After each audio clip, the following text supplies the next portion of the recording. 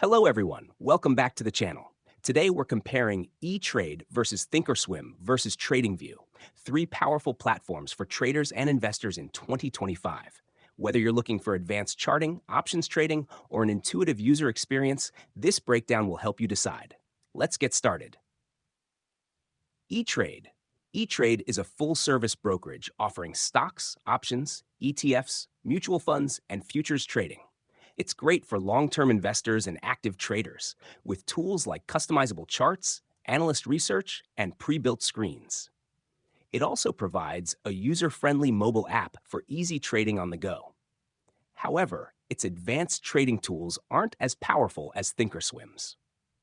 Thinkorswim by TD Ameritrade is an advanced trading platform known for its professional-grade tools, technical analysis, and options trading capabilities. It's ideal for active traders, options traders, and those who need in-depth market data. With features like paper trading, strategy testing, and real-time scanning, it's one of the best platforms for technical traders. However, its interface can be overwhelming for beginners. TradingView.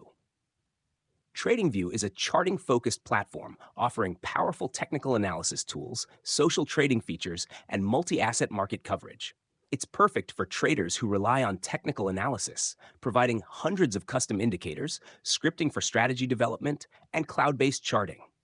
While it excels in charting, it's not a brokerage, meaning you'll need to connect it to a supported broker for live trading.